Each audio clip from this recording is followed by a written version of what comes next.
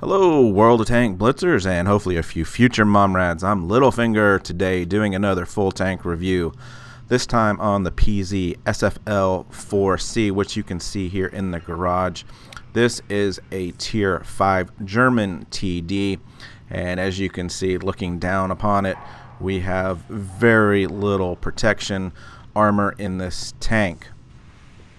So, anyone in the game that knows anything is going to be shooting HE at you, and you will get chewed up in a heartbeat. There is no bouncing shots in this tank. The positive is this tank has a very accurate gun. It's got very good maneuverability, and it's actually got pretty good view range. So with all of that in mind, you want to play this tank on the back lines as a sniper, relocating as soon as you're spotted and using that view range to your advantage. Let me just pull up the tech tree and let's talk briefly, why are we playing this tank? And it's not because this is a fun tank to play. Believe me, you'll want to grind through it and probably discard it as soon as you reach the Nashorn. The next tiers 6 and 7 are really tough as well, but you are greatly rewarded when you get to the Borsig, the Waffenträger, and the Grill. All of these are fully rotational turrets. Well, the Grill's not fully, but they have turrets that rotate, and they just do a massive amount of damage, and they are fun to play. So the grind is a little difficult, but it is worth it. Taking a look at the characteristics, you see we've got very little protection. Shot effectiveness is pretty good. Maneuverability is really good. And also note here that I am using the Tier 7 8.8 centimeter gun, and there's several reasons for that. Penetration on this of 145 is really not bad for the tier, and you're going to do 220 damage, whereas the L74 8.8 centimeter has a much higher penetration number of 194, but you're still doing the same damage. But the downside is, you can see here at the bottom, just above engine, our weight has gone from 2 tons to 4.9 tons, and of course that is going to impact our traverse speed. It's going to drop that down to 55, and also it kind of impacts our acceleration, and also the ability to move the turret without turning the tank is greatly decreased. I believe this is 5 degrees left and right, so you have a total of 10 degrees to move the turret without turning the tank with this gun, whereas if you move to the L56, then you have 48 degrees, and I'll show that real quick. Okay, so I got a couple little tests here. You can see we've got the L56 on the top, the L74 on the bottom on Black Goldville. Just driving down the street, went from a signpost to second signpost, turned around, and came back, and you can see that our L56 will finish first by about 2.5 seconds, I believe. It gets up to a top speed faster than the L74 and also turns a little bit better. So you can see the quickness there for having the smaller gun. Now this next test is the L56 on the top, and you can see how far to the right we can go before we get to the warning bar there. 48 total degrees, whereas the L74 on the bottom only has 10, and you can see how difficult it is for the camo to engage, and then moving this tank ever so slightly takes camo away. Alright guys, let's take a look at consumable setup here. Running repair kit, multi-purpose restoration pack, and adrenaline.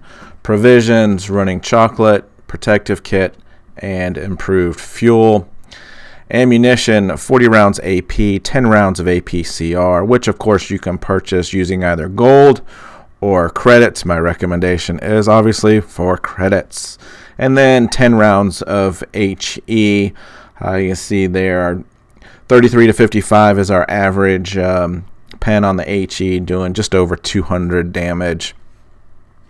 As far as equipment goes, as a tank that you're most likely going to sell, do not spend any spare parts as far as level 2s and level 3. Just use credits to get that gun rammer 8 rounds per minute. The calibrated shells gets our pen numbers up to 152 and 205. I didn't find too much of a difficulty penning with the 145, so I went with gun rammer. I am running improved modules and camouflage net, which really helps with our visibility from a distance.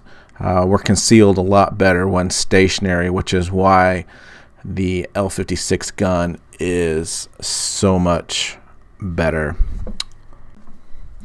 Okay, well, I feel like I've talked the specs out on this tank, but just in case I've skipped anything, let's take a quick look at Blitz Hanger. You can see if I've got it configured the same way I am currently running it with the equipment and provisions, and I have the 8.8 centimeter L56 gun chosen there, and you can see our damage per minute is 1802.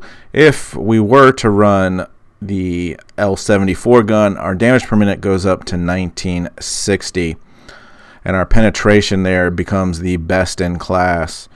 However, at the current setup with the L56 gun, we're towards the bottom with the damage per minute and pretty good with the penetration. We're doing 220 damage per shot.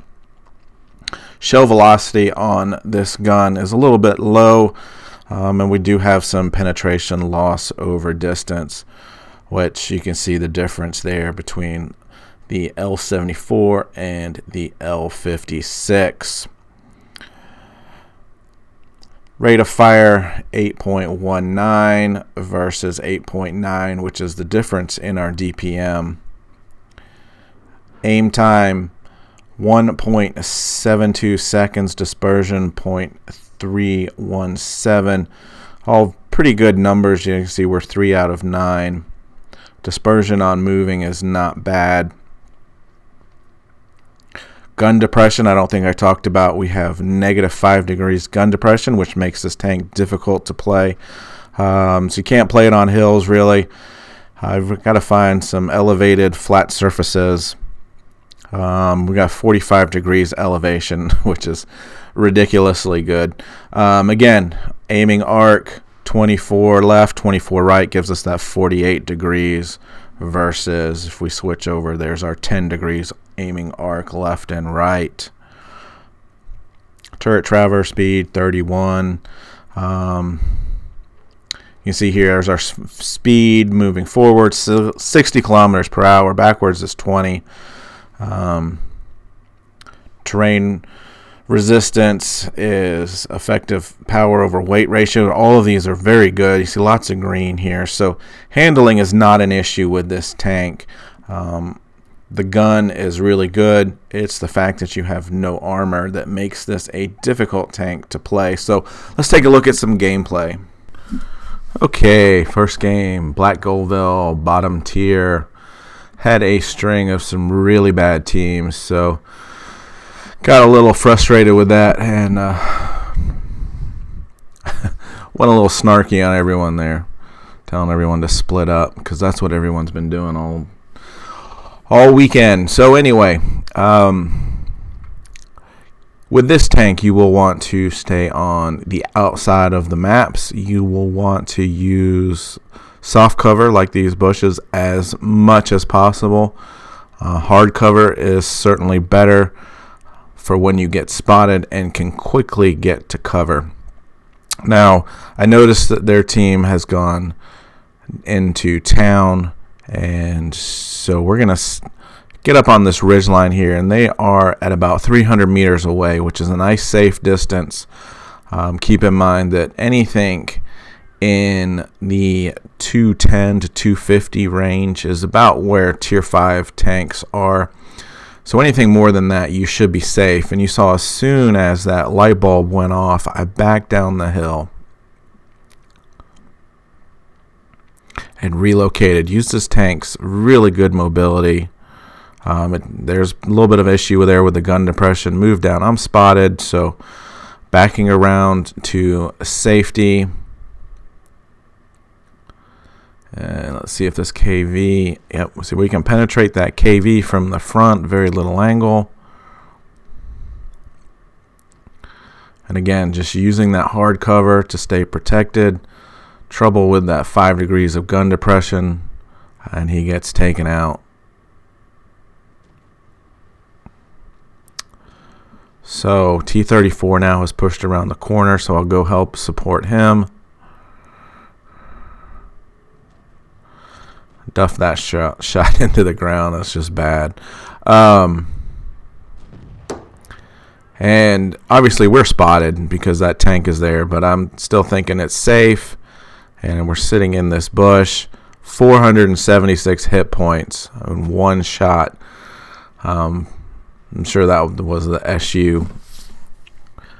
But we definitely don't want to sit there anymore, so let's relocate after that that experience. So we'll push around the map again. By now we should be reset from camo, and it should be safe to pop up on the hill here.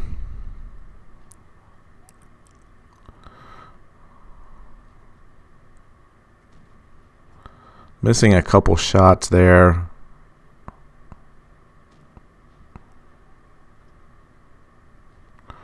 Trying to relocate to get into a position where I can get some shots in.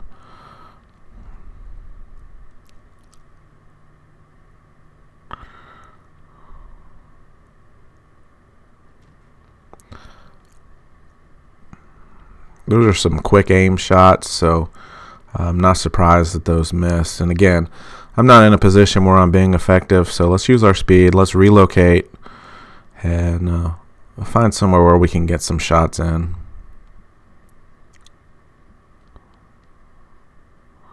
There's the back of the VK.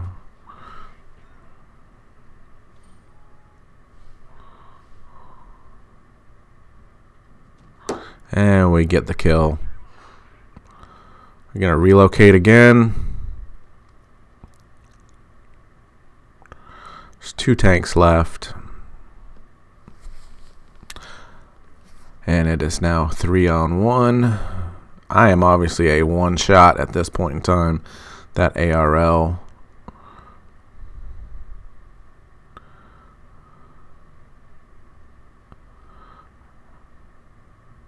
Hoping that he will peek around here. Now it is 2-on-1.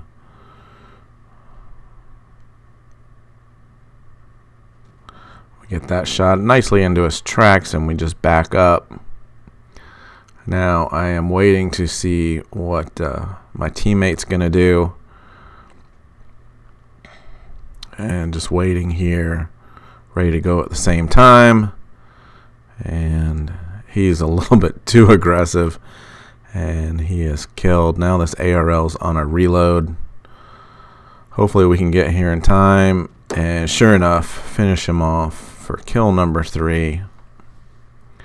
We end up doing 1,789 damage, which actually was good enough for a mastery badge in this tank. And not too often you see a non playing in your games, but sure enough, another YouTuber there.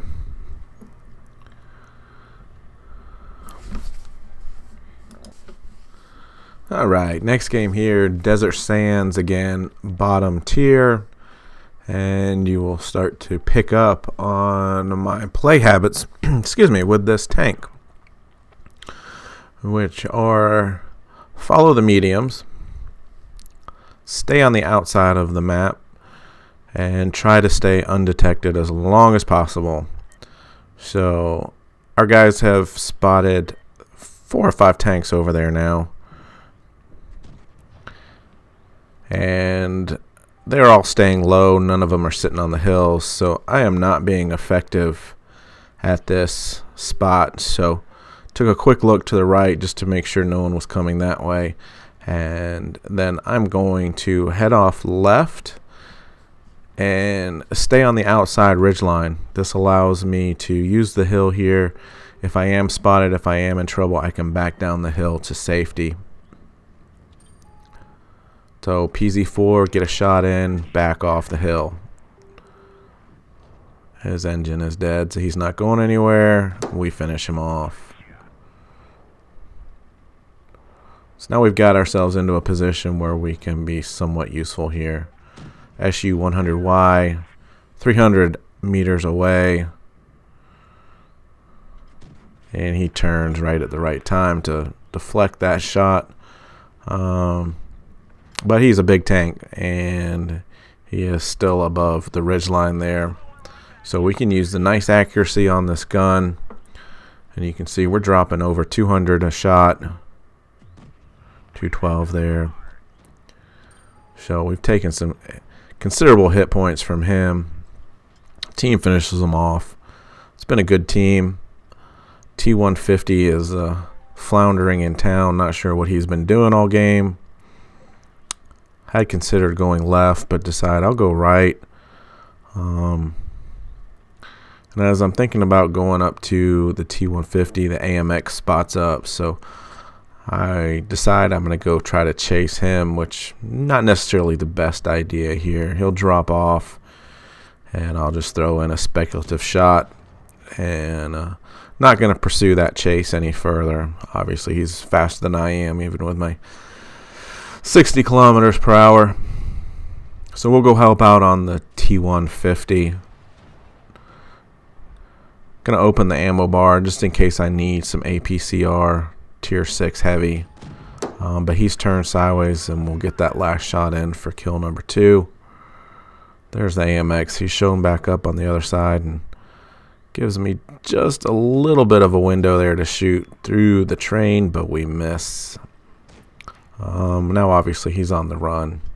Last guy left, and we've got this VK30 to my right, and you can see we are faster than he is, which is, one of the nice things about this tank is its mobility, especially in the sense of being able to get yourself out of trouble if you need to. So just a few hit points left, and we finish him off on the fly, showing the gun's accuracy on the move. We ended up doing 1323 in damage, which was good enough for level 1 mastery badge. So the bar on this tank is fairly low for a mastery. Okay, one more game as bottom tier on Middleburg. Got some good heavies there. KV2 ARL. KV2 calls out to go to the right, and we are going to push up the hill. One of the nice things about this tank is its mobility, if I haven't said that already. But what we're going to do is we're going to go to the back corner of this map and hopefully stay undetected for as long as possible.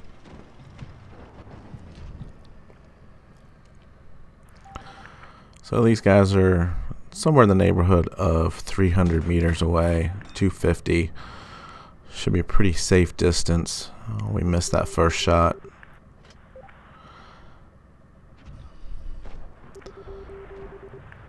And it doesn't look like anyone's going to come this route. So, time to relocate. I'm big about learning and knowing when to move forward. Not sure how we missed that shot.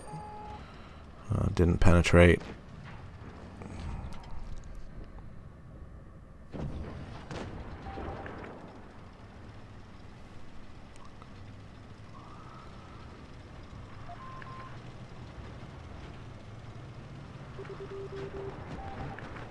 So I'm going to be pretty aggressive here and hoping that I can use this hill to my advantage.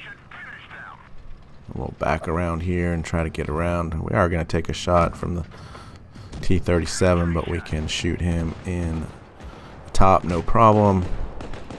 Now that we've done a little bit of disruption, we'll back down. Try to conserve some of these hit points.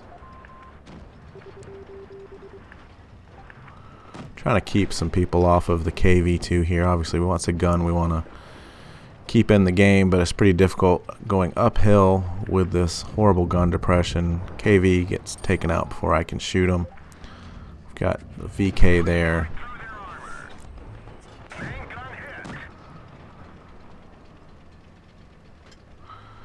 KV should have reloaded by now, so he'll go around and do some damage. We'll get the VK and he'll finish him off.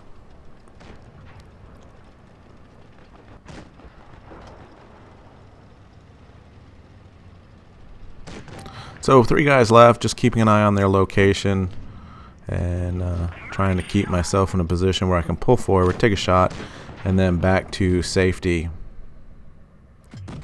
Trade shots there with the TOG.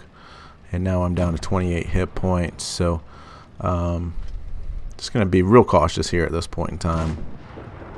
And it doesn't take long for us to finish off the last 2 enemy reds. So it was a support role. Started from the back, worked my way up to the middle. Did 1,351 damage, which wasn't too bad for being bottom tier. See, we landed 6 shots there.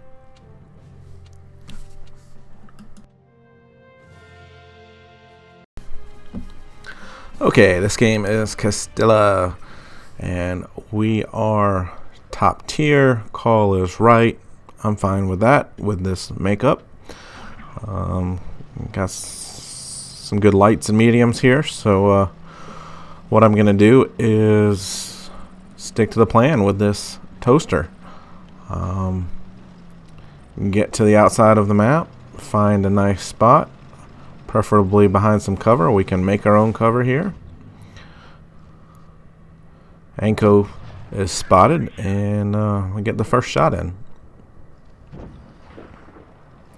Got 2 up on the hill. I'll keep an eye out for them. We can get the A20 and set him on fire, and we end up getting the kill on that one. AMX sticks forward, and we get a nice roll off of him too.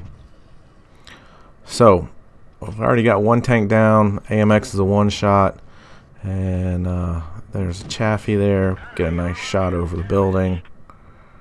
He is going to back down behind the building. The Anko's not going to be pushing forward, so it is time for me to relocate. Plus, you got to consider that their heavies went to the mill, and they could be coming around. So what I'm going to do here is go to the middle and see if we can't spot them up. There's only 3 left.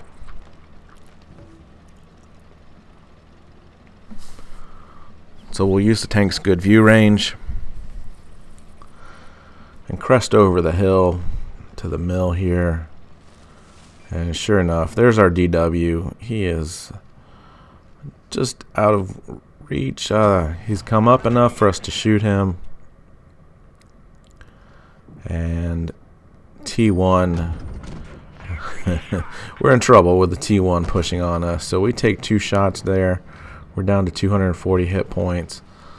Luckily, I've got some help, and that T1 decides not to keep pushing. So we're going to relocate behind the buildings here. See if we can't get a shot in on that T28. He is actually taken out before we can get a good shot off. T1 appears to be looking the other way, so we'll patiently wait out the same time and get a nice shot in.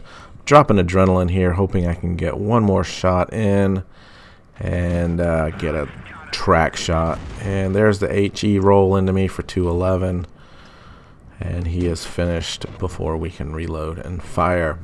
So good team there, but same sort of strategy. Stayed on the outside, conserved hit points, moved in only when the time was right. 1573 in damage, level 2 mastery, 1 kill.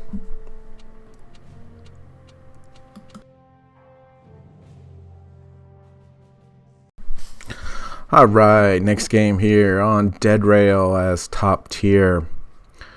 We are going to keep to the same strategy, and we're going to stay on the outside of the map. So we're going to head up to the corner and find a nice little bush that we can hide behind and have a little rock next to us in case we get in trouble. And let our mediums and lights do their job of spotting for us.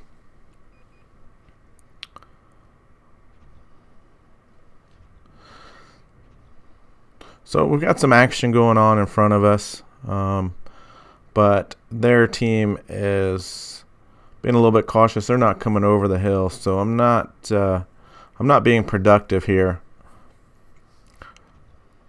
So I am going to relocate and see if I can't get into a position where I can get some shots in and help out the team here.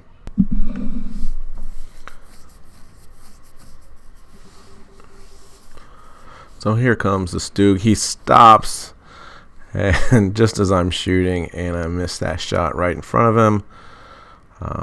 But we'll go ahead and finish him off with the next shot. I have been spotted, so I'm going to go ahead and back up a little bit here, get behind this rock. And now we're showing we got issues with this gun depression here. Finally get it down far enough we can get a shot into the KV. Drop adrenaline, hoping to get a second shot in there, which we do, and then I'm going to back away. They have pushed, and part of the problem that we end up losing this game, but you'll notice at the end we've got quite a few tanks that are all one shot, so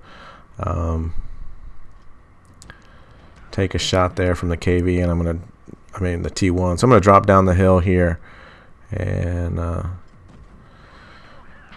you can see here, not an easy tank to Circle of Death on. It does rotate very well. So we finish him off, and here comes the SU. KV's right behind him, and we are unable to get it aimed in time to get the shot before the T1 takes us out. So team kind of let us down there. We did do 1555 in damage. That was 2 kills, level 2. But you can see here we had a couple zeros on our team, and it's tough to win these days when you have zeros, no matter how hard you carry. So that completes my review of the PZ SFL 4C. Hopefully you learned some techniques to help you play this tank a little bit better. I think it is a good sniping tank. Obviously, with no armor, you want to stay in the back.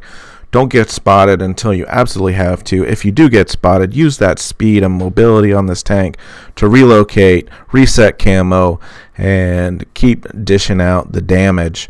So, as always, guys, stay safe out there. Have fun. This is just a game. And as always, get educated, not fingered.